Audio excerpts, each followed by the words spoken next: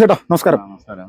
ചേട്ടാ, ഇപ്പോ ഈ കഴിഞ്ഞ ദിവസം ചേട്ടൻ്റെ ഒരു പോസ്റ്റ് ഫേസ്ബുക്കിൽ കണ്ടിരുന്നു. താങ്കളൊരു വെള്ളത്തിൽ ചലനമില്ലാതെ പൊന്തിക്കെടുക്കുന്ന ഒരു സാഹചര്യം. അപ്പോൾ നമ്മുടെ ഭാരതത്തിനെ സംബന്ധിച്ച് പല ഋഷീശ്വരന്മാരും അതോടൊപ്പം തന്നെ ഇവിടുത്തെ യോഗാശാസ്ത്രപരമായിട്ടുള്ള യോഗയിൽ മുൻനിൽക്കുന്ന ആളുകളെല്ലാം ഇതേ സമാനമായിട്ടുള്ള വീഡിയോകളും ചിത്രങ്ങളും ഇവരുടെയും കണ്ടിട്ടുണ്ട്. ഇതുപോലെ ജലത്തിന് മുകളിൽ അനക്കമില്ലാതെ കിടക്കുന്ന ഒരു സാഹചര്യം. ഇതിലെന്തെങ്കിലും ഒരു ദൈവികമായിട്ടുള്ള സംഭവമാണോ അല്ലെങ്കിൽ ശാസ്ത്രീയപരമായിട്ടുള്ള എന്തെങ്കിലും ഒരു സംഭവമാണോ? എന്താണ് താങ്കളുടെ ഒരു കാഴ്ചപ്പാടിൽ? നമുക്ക് നമ്മുടെ അനുഭവം വെച്ച് പറയുകയാണെങ്കിൽ നമ്മൾ മനുഷ്യ ശരീരം ശരിക്കും പറഞ്ഞാൽ വെള്ളത്തിൽ താഴില്ല എന്നുള്ളതാണ് സത്യം. നമ്മളെ ശ്വാസകോശത്തിൽ അല്ലെങ്കിൽ ആമാശയത്തിൽ വെള്ളം കയറുമ്പോഴാണ് നമ്മൾ താന്നു പോകുന്നത്. അപ്പോൾ നീന്തലറിയാത്ത ആളുകൾ വെള്ളത്തിൽ വീഴുമ്പോൾ ശ്വാസകോശത്തിലേക്ക് ആമാശയത്തിലേക്ക് വെള്ളം ചെല്ലുമ്പോൾ താന്നു പോവുകയും ചെയ്യുന്നത്. അല്ലെങ്കിൽ നമ്മുടെ യഥാർത്ഥത്തിൽ നമ്മൾ ശ്വാസം പിടിച്ച് നിൽക്കുകയാണെങ്കിൽ വെള്ളത്തിൽ നമ്മൾ താഴില്ല. ഇതാണ് ഏറ്റവും വലിയ യാഥാർത്ഥ്യം എന്നുള്ള കാര്യം. പിന്നെ നമ്മൾ വെള്ളത്തിൽ നിശ്ചലമായിട്ട് കിട്ടും. നമുക്കൊരാൾക്ക് ശ്വാസം പിടിച്ച് നിൽക്കുന്ന കാര്യത്തിൽ ഇപ്പോൾ നമ്മളൊക്കെ മിനിമം ഒരു 3 മിനിറ്റ് വരെ ഒക്കെ ശ്വാസം പിടിച്ച് നിൽക്കാൻ കഴിയുന്ന ആളാണ്. അപ്പോൾ നമ്മൾ ശ്വാസം വലിച്ച് നമ്മൾ നിൽക്കുകയാണെങ്കിൽ ഒരിക്കലും വെള്ളത്തിൽ താഴില്ല എന്ന് നമ്മൾ ആദ്യം പറഞ്ഞു. അപ്പോൾ നമ്മൾ ശ്വാസം വലിച്ച് നമ്മൾ വെള്ളത്തിൽ കിടന്ന് നമ്മൾ കൈ മുകളിൽ വെച്ച് കിടക്കുകയാണെങ്കിൽ കറക്റ്റ് വെള്ളത്തിന്റെ മുകളിൽ നമ്മൾ വന്ന് നിൽക്കും. അപ്പൊ ഈ ശ്വാസം നമ്മൾ പിടിച്ചു നിന്നിട്ട് ശ്വാസം വലിച്ചു വിടാനായിട്ട് നമുക്ക് വേണ്ടത്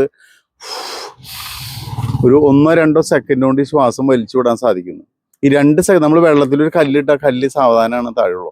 അപ്പൊ നമ്മളെ ഈ ബോഡി വെള്ളത്തിൽ ഒരിക്കലും ശ്വാസം വലിച്ചു വിടുന്ന 2 സെക്കൻഡുള്ളിൽ ഒറ്റയടിക്ക് ഭൂം എന്ന് വെച്ച് താന്നു പോകുന്ന സ്ഥിതിയിലാണ്.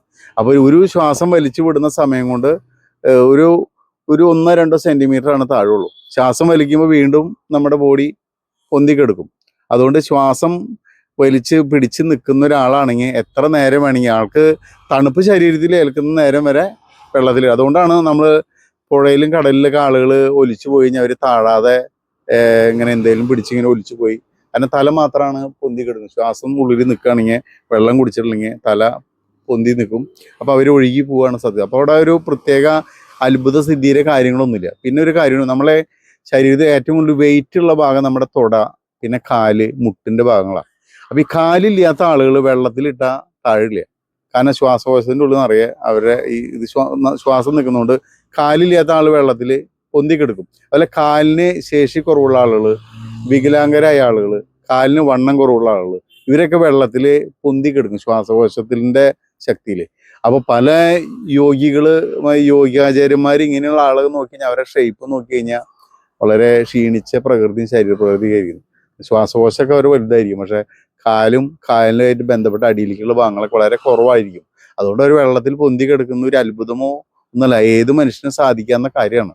നീന്തൽ അറിയാത്ത ആൾക്കും വെള്ളത്തിൽ പൊന്തി കിടക്കാൻ സാധിക്കും. പക്ഷെ അവരുടെ ഉള്ളിൽ ശ്വാസം പിടിച്ചാൽ താഴെ ഇല്ല എന്നുള്ള വിശ്വാസം ഉണ്ടെങ്കിൽ അവരും പൊന്തി കിടക്കും.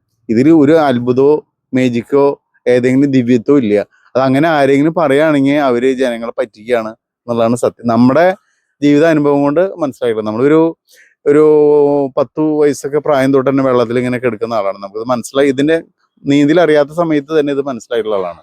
അതുകൊണ്ട് ഇതിൽ യാതൊരു അത്ഭുതവും ഇല്ല, ഒരു ശക്തിയും ഇല്ല. നോർമലി എല്ലാവർക്കും പറ്റുന്ന കാര്യമാണ്. ആർക്കും പറ്റും. ഒരു 3 മിനിറ്റോ 4 മിനിറ്റോ കൊണ്ട് ഇത് എല്ലാവർക്കും പഠിക്കാൻ പറ്റുന്ന ഒരു കാര്യമാണെന്നാണ് നമ്മുടെ അഭിപ്രായം.